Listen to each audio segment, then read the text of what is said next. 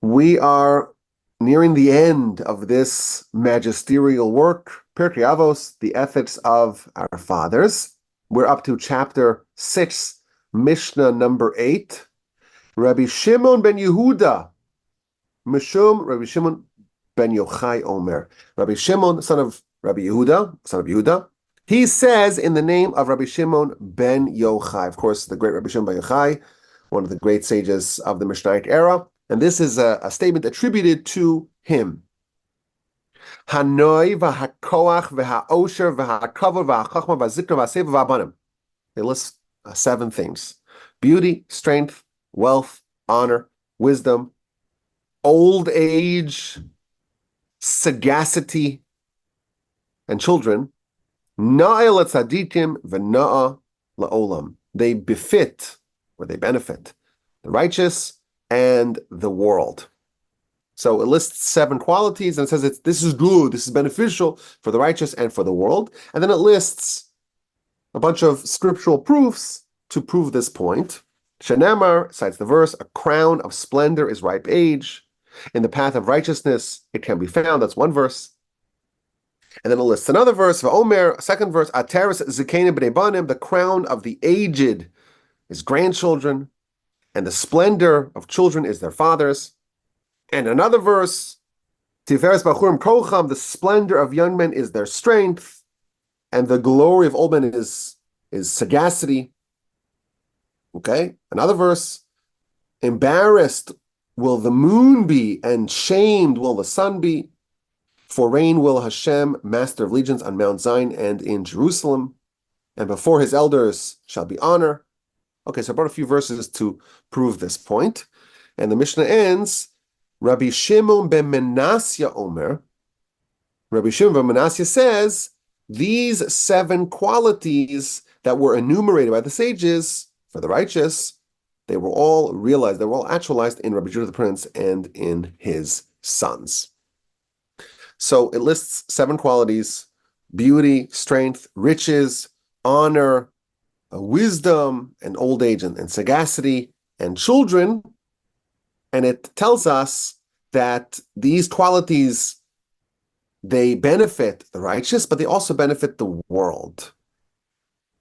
So of course, we have to figure out what exactly does it mean by these qualities, and what does it mean that it's beneficial for the righteous and for the world, and what exactly are we supposed to do about these insights, and how our sages are telling us that these qualities are beneficial for the righteous and for the world.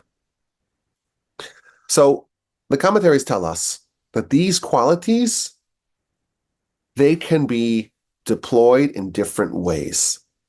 They can be used for good and for bad. And therefore, for the righteous who understand how to properly channel and how to properly assess and deploy these qualities, for them, it's actually beneficial. But for others, they could perhaps use it in harmful, in injurious ways. They could use it for negative uses. And the way the Medrash Shmuel, one of the great commentators on our book, the way he frames this Mishnah is that these 7 qualities, it's beneficial if you want righteousness. Meaning, if you're pursuing righteousness, these things can serve as aids in your pursuit of righteousness, but it could be also used for the world. And the way he defines that is that it could be used for depravity. If you want to be drawn away from God, and instead you want to be drawn to the world, to physicality, to materialism, to pursuit of hedonistic, nihilistic pleasures, you want to be drawn to the futility of a passing, ephemeral, transient world. You want to live a life of vacuousness, of ignorance of the spiritual realm, of the world to come. These things can also aid in that pursuit. Now, it's interesting that in this understanding of the Mishnah, the world is synonymous with being distant from God. We think of the world as being kind of this blank slate, this canvas in which people choose righteousness or wickedness. But by this interpretation of the Mishnah, there's two like a binary choice here. There's two divergent options. It's righteousness. It's being connected with the Almighty. It's living life for a higher purpose, or being drawn to the world. And my grandfather of blessed memory, in one of his books, he talks about an experience that he had when he was a young yeshiva student. He was in a yeshiva in Switzerland, in a place called Mantra.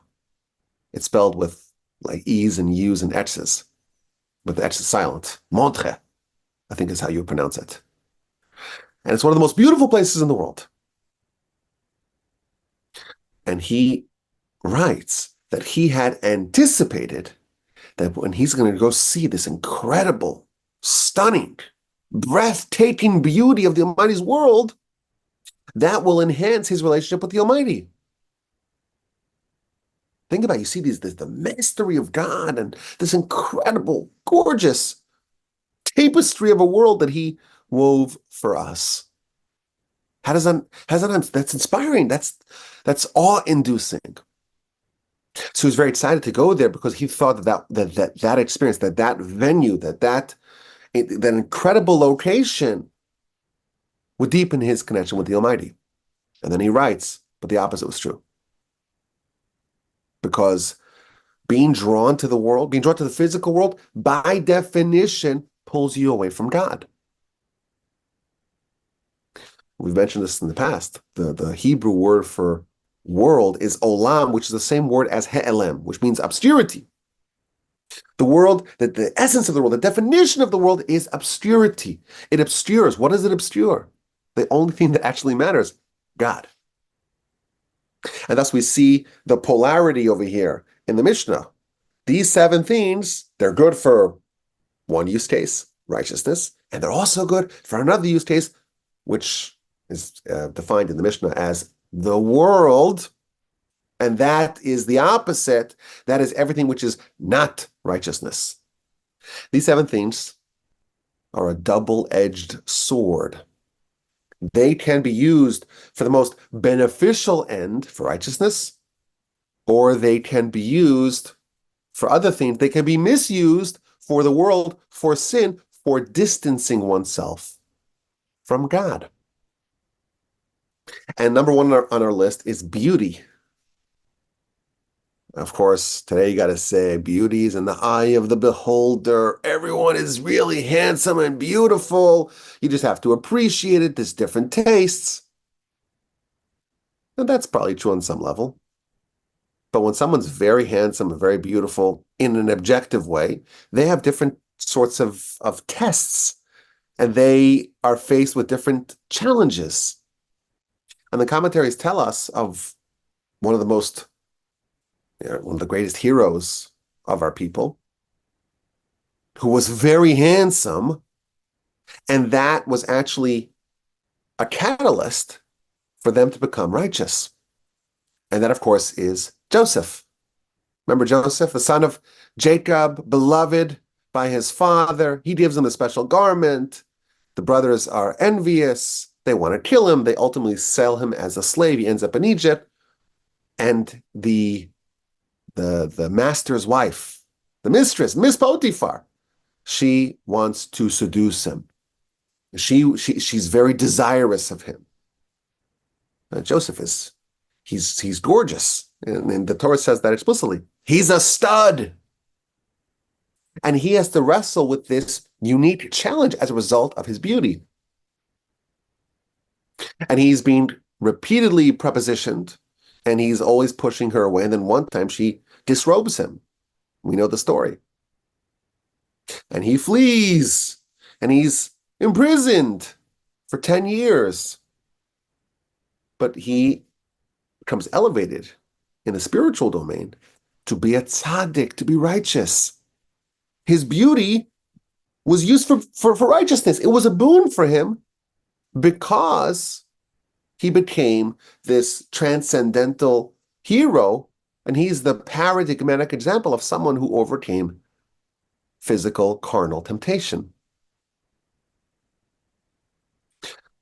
I had a chat with my brother-in-law a couple of days ago, and he mentioned in his conversation that if you look at scripture, when at the end of Genesis, so Joseph's in Egypt and Jacob's despondent and there's a famine and the brothers come and they meet Joseph, they don't recognize him, and he's toying with them, playing games with him. We know the story. Eventually, Joseph reveals himself to his brothers. I'm Joseph, you sold me to Egypt. No hard feelings. Go back to Canaan, bring Jacob. And you read the verse. Jacob, when he discovers that Joseph is still alive, he says, I want to go see him before I die. Chapter 45, verse 28. Od Yosef ben Ichai, my son Joseph is still alive. Let me go. Let me see him. B'terem amus, before I die. And the question is, Jacob clearly believes in the afterlife. He knows that when someone dies, that's not the end. You still live forever. Jacob knew that for sure. So what's this urgency? I gotta quickly see Joseph before I die. It's on my bucket list. People of Jacob's caliber don't have bucket lists. When you realize that this world is just temporary, you're just trying to get to your destination. It's a corridor before Olam Haba. You don't have a bucket list. So why is Jacob saying, I gotta see Joseph? You'll see Joseph in the afterlife. What are you worried about? That was the question that was posed. And my brother-in-law cited from one of the sages.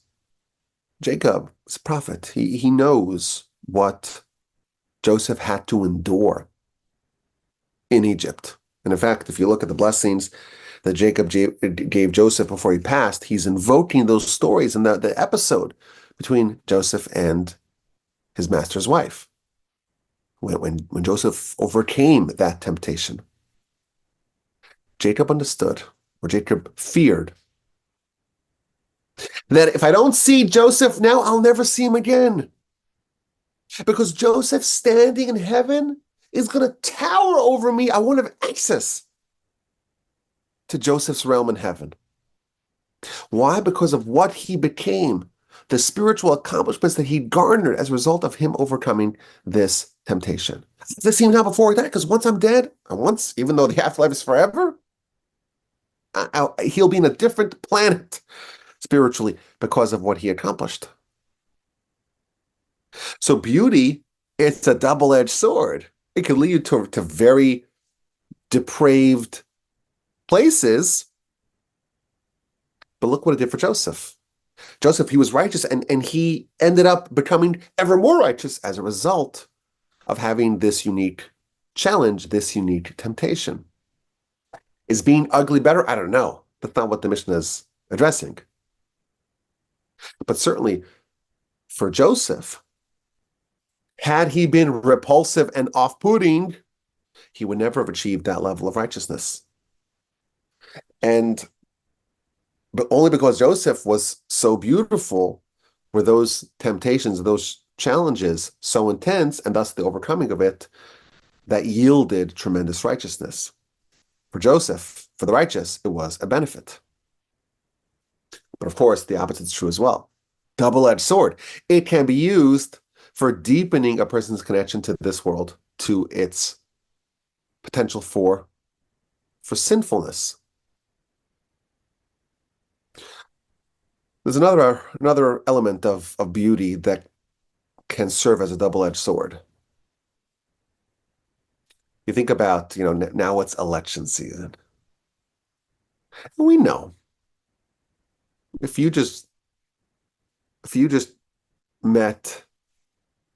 met an alien and you show them pictures of every presidential election, since 200 years ago, and they don't know anything, you say, who won the election? I bet they would get 80% correct.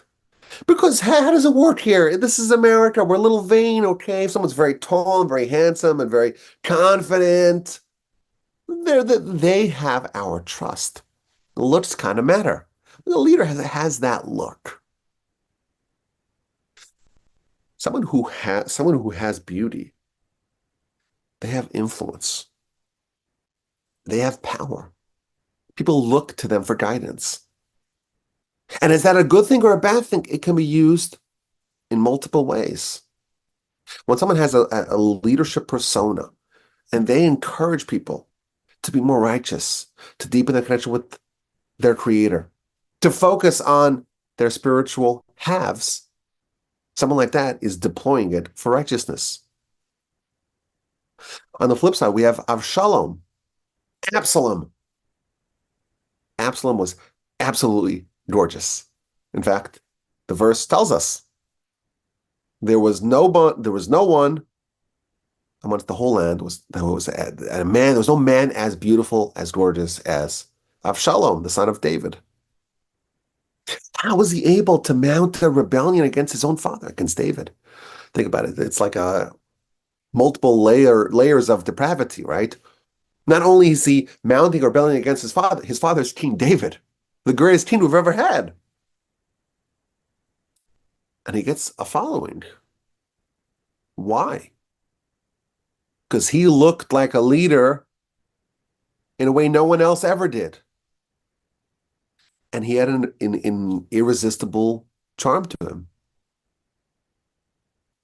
And look what happened to him. He rebelled against his father, and he ended up dead in quite an ironic way.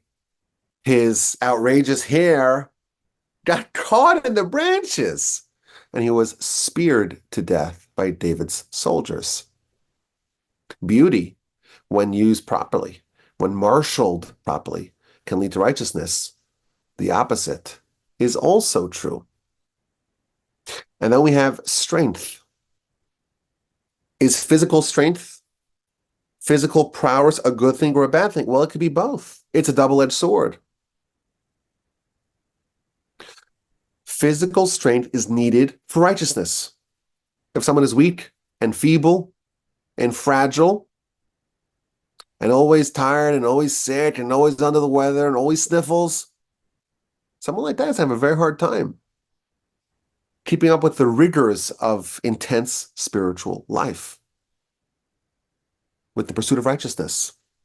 The Talmud tells us studying Torah makes you weak.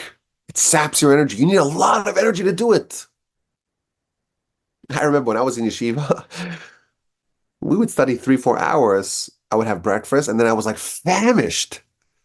You're famished. It's only been a couple of hours, because if your mind's engaged in the Almighty's Torah, that is a draw on your energies in a way that other things are just not comparable. You need a lot of physical strength. So if someone has physical strength, or without physical strength, they could use that for wonderful things. And of course, the example we mentioned in the past, Rabbi Yochanan was the greatest sage in the land of Israel, and he has this chance encounter with one of the most physically imposing bandits of all time. He's leaping over the Jordan River. He would be today a triathlete, an Ironman, an Olympian, a Mr. Universe. This is a bandit, Reish Lakish. And Rabbi Yochanan is bathing in the Jordan. He sees this incredible specimen. And he says to him 2 words, Chelach la'oraisa, your strength should be used for Torah. And of course, the bandit responds, you're so beautiful. Yaf yach l'nashim, your beauty should be for women, because he was so gorgeous. And we know the story, they strike a deal. Rabbi Yochanan says, I'll persuade my sister, who's even more beautiful than me, to marry you if you commit yourself to study Torah. And indeed, he became the second greatest sage in the land. Physical strength, it matters. And it can be used for righteousness. You think about how demanding the Torah schedule is. You got to pray with intensity, with devotion. You got to study. You got to do mitzvos. You got to help others, do kindness and charity, and visit the sick. Think about how demanding someone who takes this very seriously,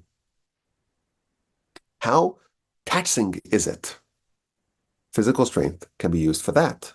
It's very useful for the righteous. But of course, it, on the flip side, can be used for sin, for bonding to the world, for engaging in its depravity, degeneracy, degradation, and debauchery. You can use your physical strength and your prowess to violence, to trying to suppress others, to compel others, to overpower others, to domineer. Is physical strength a good thing or a bad thing? It depends. It's on our list. It's good for righteousness and it's good for the world if that's what you want. And then comes wealth. Is that a good thing or not? Well, it could be both. Wealth can be, of course, a catalyst for great righteousness. If someone has physical resources and wherewithal, they can use it to do kindness and charity and helping others and saving others who have needs. And the commentators cite the example of Munbas, King Munbas, a great hero. There was a drought, there was a famine. And the king opened up his storage houses and distributed money and resources and food to the needy. And he was part of a great dynasty, the Talmud tells us. And his fellow regents, his fellow aristocrats were very put off by his liberal distribution of his resources. And they said to him, listen, this wealth, it was amassed by our antecedents, by our ancestors, by our predecessors, and you're just giving it away. And he responded, listen to his response. My parents, my antecedents, they made huge stockpiles of wealth down below. I also made huge stockpiles of wealth, but not down below. I made it up above. My antecedents, they stockpile their wealth in a place where it's still accessible. If someone comes, they break in, they do a heist, it can be stolen. Where I placed my resources, I placed it in a location it's untouchable. It's underneath the throne of God, so to speak, in heaven. It's safe forever. You think about how many people this king saved, how many people would have died of hunger. And he saved thousands, tens of thousands, hundreds of thousands of people. And all the descendants, every mitzvah that any one of their descendants does gets attributed back to the largesse of King Munbas during this drought. This is just one example of how money, how physical resources can be used for righteousness. The Talmud tells us that the mitzvah of charity, tzedakah, it is equal to the whole Torah put together. It's just one mitzvah that could be a wellspring of righteousness. Think about if someone wants righteousness, how beneficial it is to have the resources. If someone wants to study Torah, but they gotta go push the paper, count the beans every day. They gotta chop the wood every day. They gotta send those emails and produce those widgets every day. Someone that has the resources, they can study unencumbered. What a gift, what a blessing. The peace of mind that comes with assets. If someone wants to study unencumbered, it's unbelievable. On the flip side, it can be an impetus for a person to deepen their connection with physicality, with the mundane. Someone could choose a life of hedonism, only trying to party and engage in delicacies and and vacations and pleasures and yachts and all sorts of debased physical, carnal behavior, they can become a degenerate if you want to live a life of physicality, of nihilism. Well, having the resources will help you in that pursuit as well. I always think it's a good thought experiment to think about, when they have those big jackpots,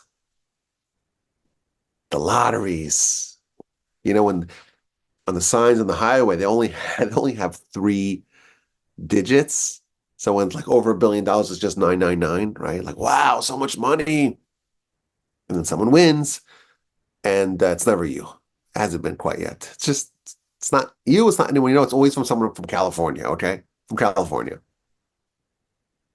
or New Hampshire. But it's, I think, a useful exercise to think about, a thought experiment, to think about, like, what would you do if you won the lottery? Are you going to choose the path of righteousness or the path of degeneracy? Because you think about, oh, I'm going to buy this Ferrari, Lamborghini, I'm going to buy myself islands, I'm going to party in a yacht. That's a very natural impulse. And that's what the Mishnah is informing us. Like, great wealth can be used for incredible things in the realm of righteousness, and it could be used for degeneracy as well. And the commentaries cite the statement in Mesilas Yesharim in Path of the Righteous, where he talks about how the dogged pursuit of financial wealth can be a life sentence. His words. It could be bondage forever. Why? Because the verse says, if you love money, you'll never be satiated. So someone wants money and they got it. And they hit their benchmark. They hit their target asset value.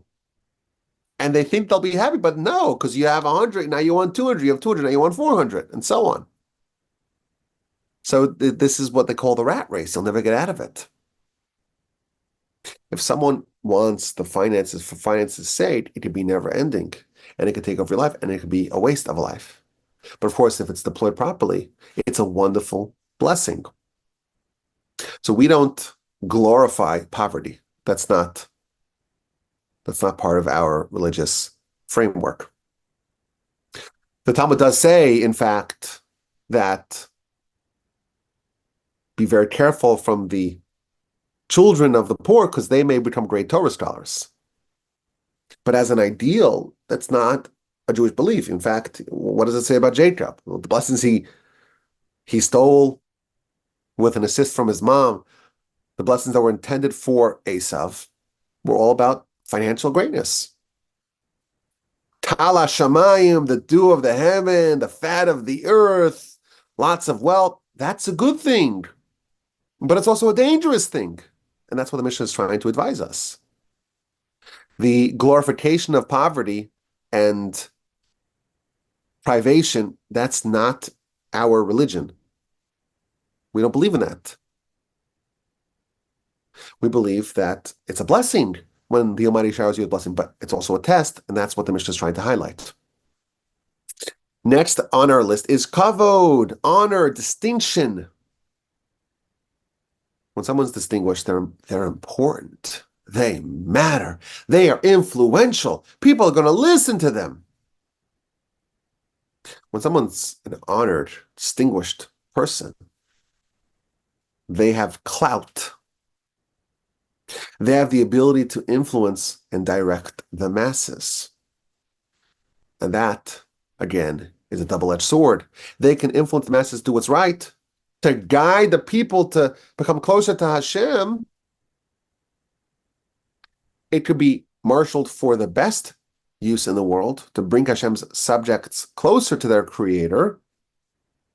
It could also serve as a means to be humble. Imagine if someone's honorable, distinguished, people defer to him. He's a respected elder statesman. But nevertheless, such a person is humble, doesn't assert superiority over others, doesn't lord over others. That's a way to achieve transcendental greatness. What does it take to be a prophet? What are the criteria for prophecy? What are the prerequisites for prophecy? So the Talmud tells us, you have to be wise, you have to be physically strong, and you have to be rich. Well, you also have to be humble. Wait, what? Why do you have to be physically strong and honorable in other ways, be wise, be rich, and also be humble? Like, what is the meaning behind this very unique set of prerequisites? And the commentators tell us the only thing that matters is humility. But if someone's poor and feeble and dense, well, it's not so hard to be humble. But if someone is wealthy and they're strong and they're bright and they're intelligent and they have everything going for them, and nevertheless they're humble, they can use that to achieve prophecy, which is the highest class that a human can be part of. But of course, honor and distinction and influence can be used for the opposite ends, to dominate others, to try to impose upon others, to control others, and to do that for your own sake, not for the sake of heaven. To be haughty, to be able to sin with impunity. Someone who's honorable, they can sin flagrantly, wantonly, and publicly, and no one will reprimand them. In that case, honor will lead him away from God and into the morass and quagmire of the world. It is yet another double-edged sword. The next on our list is wisdom. Is wisdom good or bad? So we would think of it as, well, wisdom. Wisdom is good. And let's assume we're talking about wisdom of Torah, the highest and greatest class of wisdom. So it's obvious why it will be a boon for the righteous. Think about what wisdom does. It's our connection with the Almighty. And it could be used to guide us to living the best life that we can live. And we would deploy our wisdom, if we had it, and insight and intellect for how to improve ourselves and how to find the truth. We could use our faculties to find direction. We have a visitor here. Excuse me.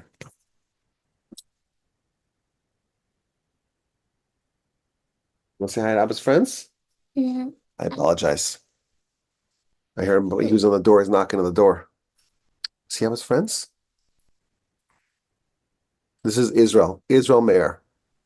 And he has good midos, right, Israel? Yeah. Okay, but now you can keep quiet, okay? Okay. But of course, wisdom could be used for other ends. Someone could be wise, and they could use that to seek recognition and honor and greatness and grandeur.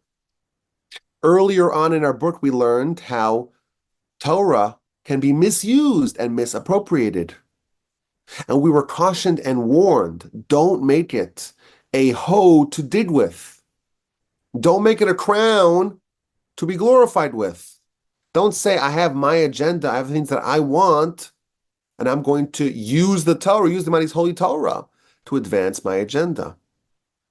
The Talmud tells us that Torah, it's like a medicine. It's a potion. It's an elixir. But it could be an elixir of life. It could infuse you with life in a way nothing else can. But it could also be a potion of death. If you're using the Torah for your own benefit, if you're using it to advance your own agenda, if you're using it to make it a crown to glorify yourself or a shovel to dig with, that is a misuse of Torah. And that will actually not draw you closer to the Almighty, the Mishnah tells us. It will actually draw you away from Him. And as a potion of death, you will be drawn towards the world. And then there's age and experience and sagacity. Someone's old. They've been around the block. This is not their first rodeo. They have experience. They have wisdom. They've seen a thing or two. Is this good or is this bad? Well, of course, it could be good. It could be beneficial. Because what does it mean if someone is old and a veteran, an expert? It means they've been around for a while. They've lived a long life. Is it good to live a long life or not? Well, it really depends on with what you occupy yourself with what you use your time for. Time is golden and time is precious because of the opportunities that time affords. Time avails for a person the ability to do a mitzvah, to do a chesed, to study a word of Torah, to say a prayer. The Mishnah earlier again tells us, one moment in this world outweighs the whole world to come. Once someone passes, their ability to permanently upgrade their soul goes away.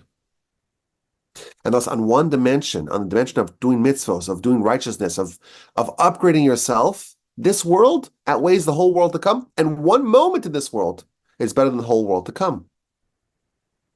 So age, a long life, that can be a very, very good thing for the righteous. But of course, for the wicked, hate to say it, they're better off having to die young. Because think about it, if someone's wicked, that's a crazy thing to say. But if someone's wicked, then the longer they're here, the more corruption they're introducing to their soul. The more sin they are perhaps committing. And therefore, again, it's a harsh thing to say. But from the perspective of their soul, they're better off not being here. We actually have an example of this in Genesis. Hanoch, Enoch, he lived a short life. It was only 365 years. It was short by Genesis standards. And he was righteous and he walked with God. But he was taken early. That's what the verse tells us. Rashi there comments from the sources that he was righteous. But God foresaw that he was heading towards a path of wickedness. And therefore, in his tremendous benevolence and kindness, Enoch, Hanoch, died young. And for us, this is like we cannot make that calculation, even though we can understand the concept. A long life is good for the righteous, and it's very bad for the wicked, because they have a lot more time and a lot more opportunities to sin. And finally, we have the last of our list, and that is sons. Having a nice big family. Is that a good thing? Or is that a bad thing? So the commentaries cite an incredible teaching from the Zohar. While it is true that once someone passes, their ability to influence their eternal standing has ended, well, there's a little bit of a loophole. And that loophole is their children. Once someone passes, they can't do mitzvos. They don't have a yetzer hara. They don't have the ability, they don't have the tools to do a mitzvah, or a sin for that matter. But the behavior of their children actually influences their standing in heaven. And if their children are righteous, well, then they benefit from that in heaven. And if the children are wicked, well, then they suffer for that in heaven. It's quite literally a life extension. Their life gets extended with their children. And thus, if you're righteous and if your children are righteous, you're actually very good having a nice big family. Conversely, if you are wicked and your children would be wicked, maybe it's better to remain childless because you don't want to perpetuate a path of wickedness. And I found it interesting, the commentators, when they talk about this clause of the Mishnah, they talk about something which I think is maybe a less common sentiment today. Today, a lot of people are worried about the fertility crisis, that the fertility rate around the world is shrinking, and it's causing, and it's causing a problem with a lot of old people and not enough young people. And the population is in certain places is shrinking because the fertility rate is below replacement level. People don't want to have as many kids today as they used to for whatever reason. Maybe it's religious, maybe it's societal, maybe it's cultural, maybe it's financial. Everyone's trying to figure out what the answer to that question is. But the numbers don't lie. People are less likely to have large families, or more people are likely to remain childless, and so on. But in antiquity, okay, I'm going to send this kid out. You want to go back upstairs? So you have to be very quiet, okay? You want to look in the back? You look in the bed, so. Just be very quiet, okay? Don't move so much. Let's just stick his hands in his pants. All cozy now? No more noise. In antiquity, people had a lot of pride in having a very large family. Now, no one cites this example, but if you recall in the story of Purim, when Haman is talking to his wife in chapter 5 of the book of Esther, he speaks to his family about his honor and his wealth, virov banav, and his very large family. People used to have pride, like I'm building an empire. I got my nice coat of arms, and we're going to have this compound for our family. People had familial pride, and that's good unless it makes you arrogant and makes you feel superior to others. That's when it gets dangerous, and that's this double-edged sword that's referred to in our Mishnah.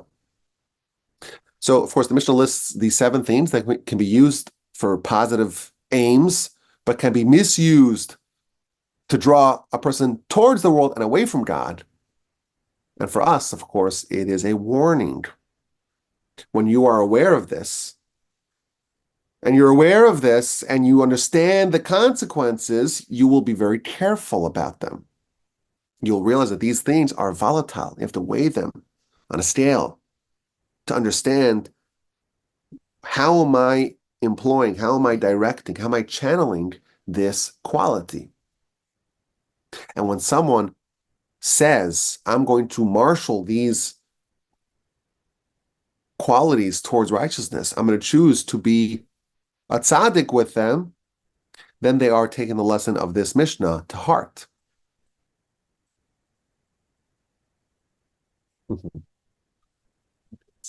No, mommy. Who's knocking on the door? Okay. I have to pick him up. Let's try that again.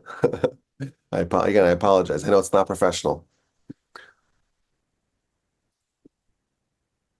There's an adjacent idea to this that I want to share with you. Right now, we are in the middle of the month of Av. We just had Tisha B'Av a couple of days ago. Even though the podcast will only be released in a few weeks, it'll already be the month of Elul. But I heard something very fascinating about this month and what the objective that we are supposed to do when we are marking the destruction of the temple and we're mourning for it. Like what's the proper sentiment we're supposed to have? What are we supposed to do with this experience? A lot of people like, I don't want to mourn. I haven't been to the temple. It was destroyed 1950 plus years ago. I don't understand what all the hullabaloo is all about. So I heard someone who cited an ancient work that observed that there's only one month in the Torah that we have a name for it. Typically in the Torah, the months are numbered, the first month, the second month, and so on, but we don't have a name for the month. The names for the month came much later. So we do have names for the month, but it's not featured in the Torah. We have Nisan, Iyar, Sivan, Tammuz, Av, Elul, Tishrei, Cheshvan, Kislev, Tev, Shvat, Adar. Those are the names that we have. They're Persian names, Babylonian names, but they're not Hebrew names, but they were adopted by us. There's only one month in the Torah that is named, it's also numbered, but it's named with a name. And that is the month of Nisan, which is called in the Torah Chodesh HaAviv. Aviv is the Hebrew word for springtime. But this work observed that the month of Nisan, which is the month in which we, of course, experienced the Exodus, in the Torah it's called Aviv. And the month of Tisha B'Av is the month of Av. Those two words, they share a Hebraic root, the word Av, which means father. And what this work suggested is that our nation's objective and our nation's destiny is to develop a fatherly or a relationship with our Father in heaven. And God wants to have a fatherly, filial connection with us.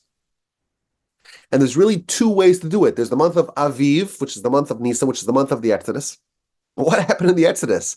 The Almighty absolutely humbled and destroyed our enemies and extracted us from the depths of despair and brought us to the highest of heights. We were given prominence and prestige and honor and glory and redemption and salvation and greatness.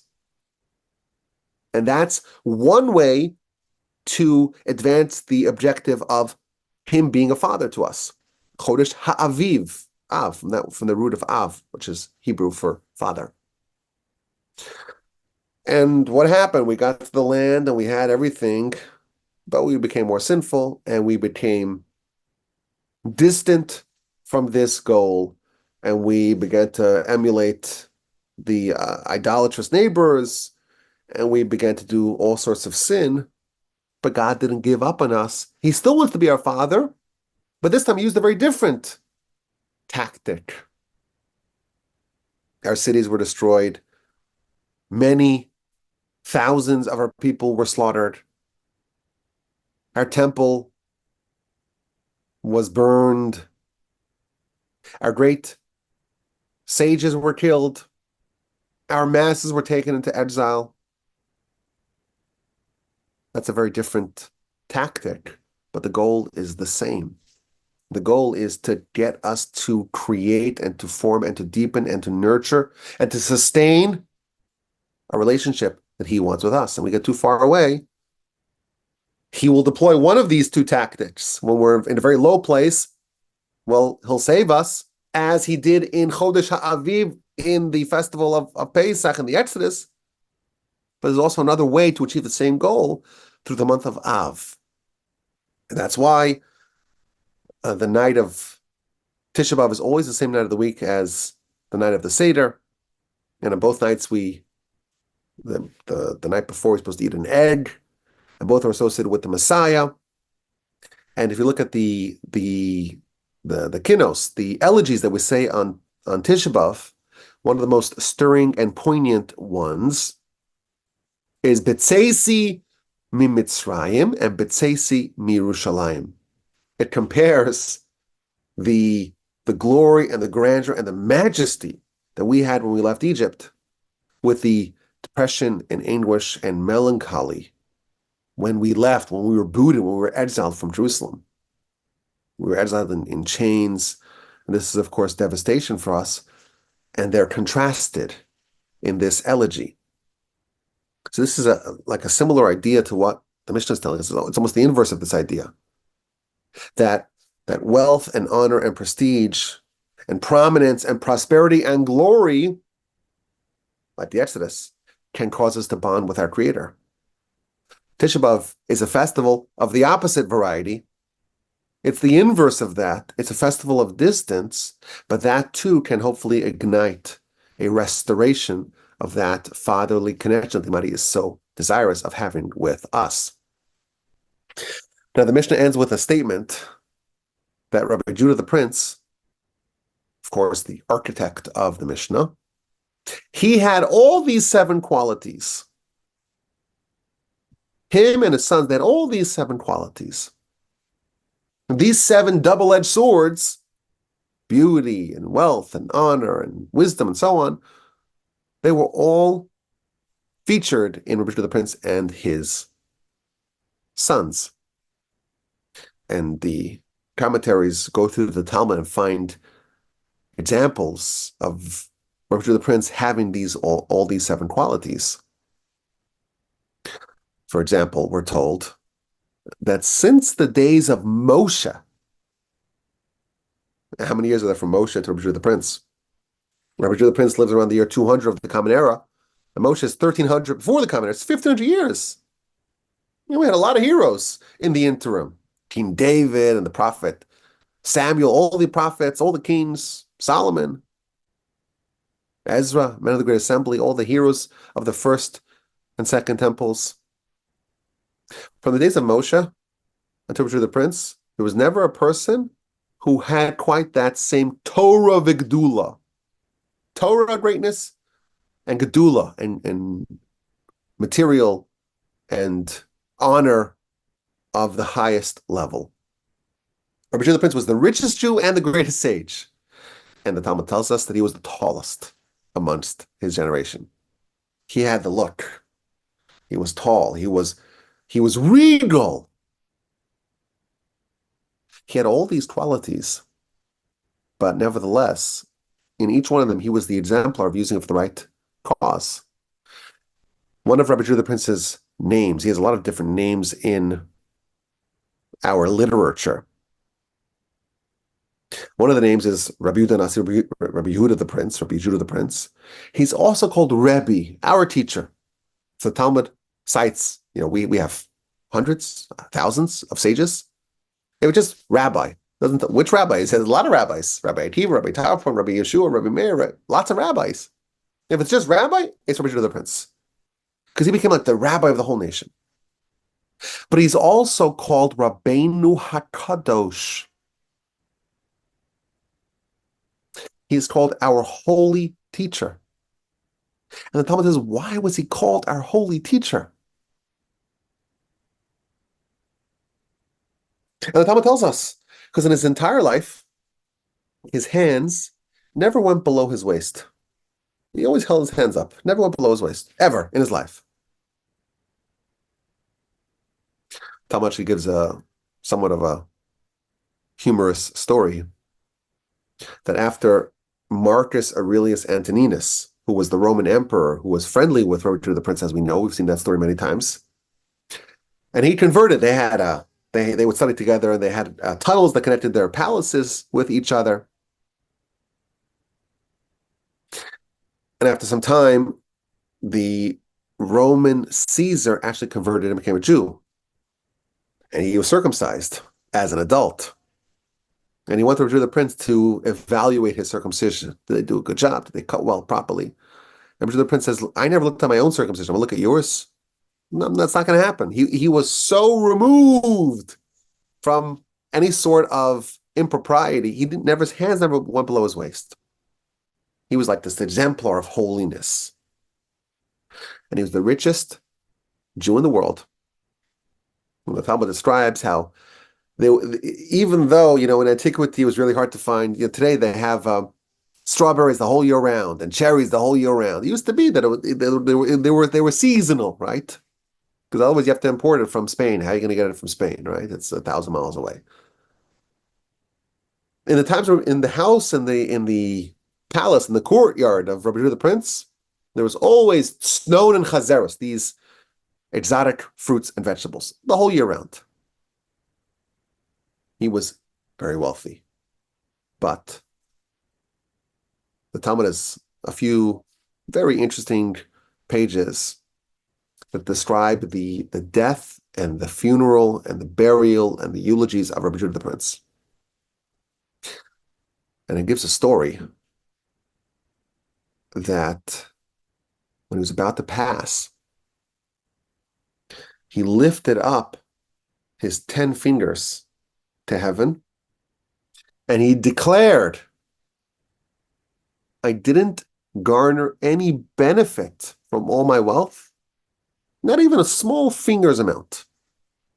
He lived an ascetic life, notwithstanding his tremendous wealth. None of his wealth filtered in and influenced him. He didn't misuse any of his gifts. Now, as a parenthetical point, there's a question that was once posed that I would like to now answer. Sometimes it takes me a couple of years to get around to your questions, and I apologize. Usually the emails, I respond more promptly. But Rabbi Judah the Prince, he's a name that we've seen a lot, and of course, we're learning the Mishnah. That's his work, right? He's the architect of all 63 books of Mishnah, the present book of Mishnah, Pirkei Avos, Ethics of the Fathers included.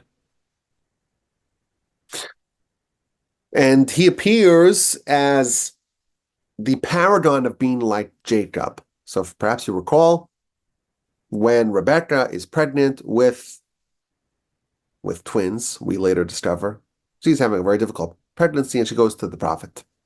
And the prophet tells her, there are two nations within you, and they're going to wage war with each other, they're going to spar with each other, and when one is up, the other one's down, and so on, but ultimately the younger one will prevail over the older one. And Rashi notes, when the verse says, Shnei goyim bivitnech, there are two goyim, two nations within you, the verse doesn't spell it like that. It spells it Shnei geyim bivitnech. There's two proud ones in your belly. And Rashi says, well, why is it spell it in that way? What's it hinting to? Why isn't it just spelled Shnei goyim, two nations? So Rashi tells us, based on the Talmud, that the prophet was invoking the two exemplars of Jacob and Esav, and that's Rabbi Judah the Prince and Antoninus, the aforementioned Roman, i.e. from Esav. Roman Caesar, who is like the best and most proud version of Esav.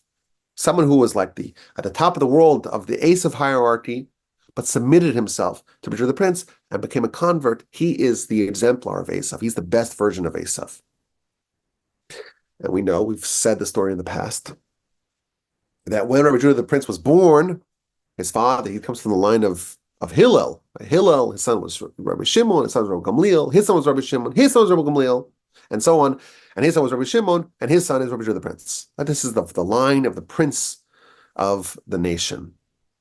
When he was born, that was at the tail end of the Hadrianic persecutions. Hadrian, the Emperor Hadrian. He makes a decree that any Jewish boy who is circumcised, the boy and the boy's mother, will be chucked off a cliff. And a young baby is born, Yehuda, Judah. And of course, the baby is circumcised. And the report is sent to Rome. There's a Jewish baby, not just any baby. This is the baby from the family of the princes. He was circumcised. It's an executable offense. Bring him to Rome. So the mom is forced to take the little baby to Rome.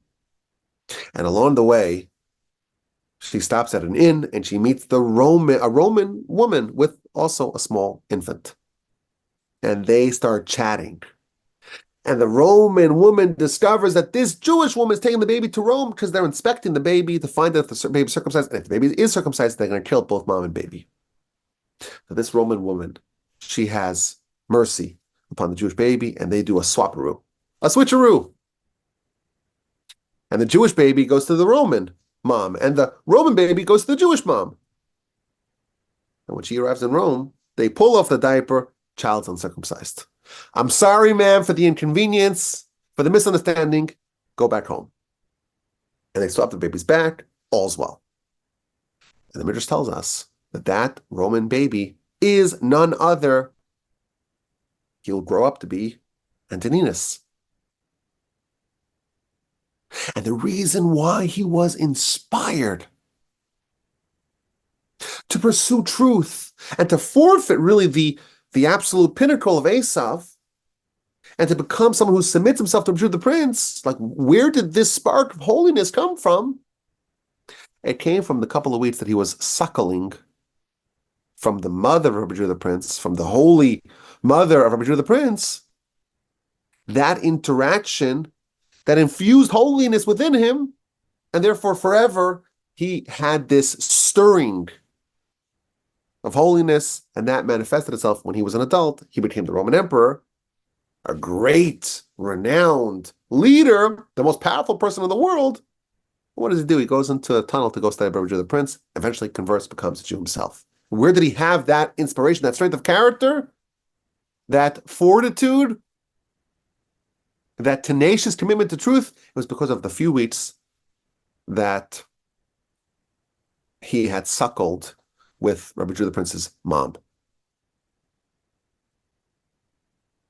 And the question that I have not yet answered is, wait a minute. If we are told that you eat kosher food, you eat inspired food, you'll have that influence you positively. And on the flip side, if you eat non-kosher food that's from a very problematic source, that will influence you negatively. And in fact, in its time, we brought the story of Acher, of Elisha ben Avuya, his mom, you recall, when she was pregnant, she smelled pork from the idolatrous temple, and she went and she partook in it, and that was coursing within her, quivering like a venom, and that influenced the child negatively. How come Rabbi Judah the Prince was not negatively influenced by his few weeks suckling from the idolatrous Roman noblewoman when his mom was taking Antoninus? Rabbi Judah the Prince is the holy one, our holy teacher.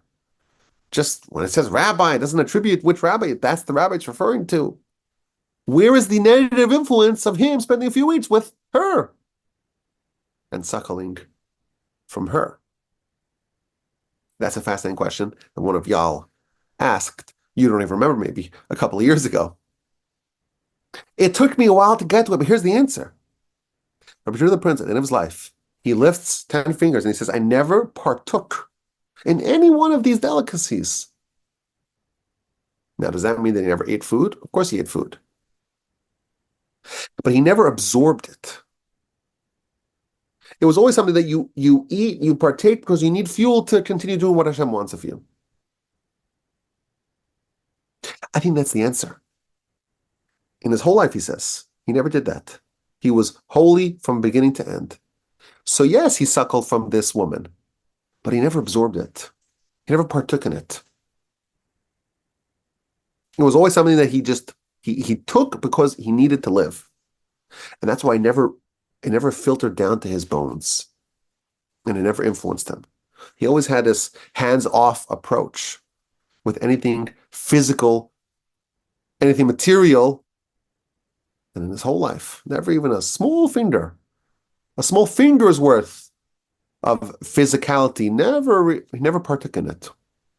And that's why, even though he had it, it did not influence him negatively. So again, it's a semi-related point that what you do with something matters as much as what that thing is. These 7 qualities, Rabbi Judah the Prince, he had all of them. And they could have all been cause for corruption and degradation, but he had all of them, and it was all used for righteousness. I think the lesson for us is qualities can be tools for greatness and for destruction. And we have to be very cognizant of all the things that we have, of all the tools that we have, of all the attributes that we are given. What are we using them for? There's lots of double-edged swords that we are juggling. And yes, the sword can be used for a good purpose and can be used for a destructive purpose. Our life, it's made possible with fire. Think about fire. How useful is fire? When you look around you, think about modern life or human life. Like there's basically nothing that you could do if you didn't have fire. You basically can't have any food. You can eat raw vegetables, okay. But there's basically nothing that you could do without fire. But of course, fire could be destructive. All these qualities could be used for good things, for bad things. Splitting the atom. There was this dream of effectively infinite power that's too cheap to meter. But it also has the potential, it's very close to something so destructive, it could destroy the whole world. There are qualities. There's many qualities, and 7 of them listed in our Mishnah. But really, it's all of them, all the qualities. This Mishnah seems like the Mishnah is highlighting these 7 qualities as per the verse, and as to impress upon us how great Rabbi Judah the Prince was. They have all of these qualities in spades, and nevertheless, it was used entirely for righteousness. But really, the concept is that qualities, it's all what we make of them. And now that we're aware of this, and we pay attention and we think about what qualities do we have and how are we marshaling them, how are we deploying them, hopefully we could be the kinds of people that use our qualities for good, for righteousness, and not to be drawn away from the Almighty and away from righteousness and toward the world. That would be a very negative use of these qualities, and hopefully we'll use them only for good. I appreciate your attention. As we approach the end of Pirkei Avos, we've just got a couple of Mishnahs left to go. I'm very excited. Looking forward to your questions and comments and your feedback. And of course, my email address is rabbiwolbe@gmail.com.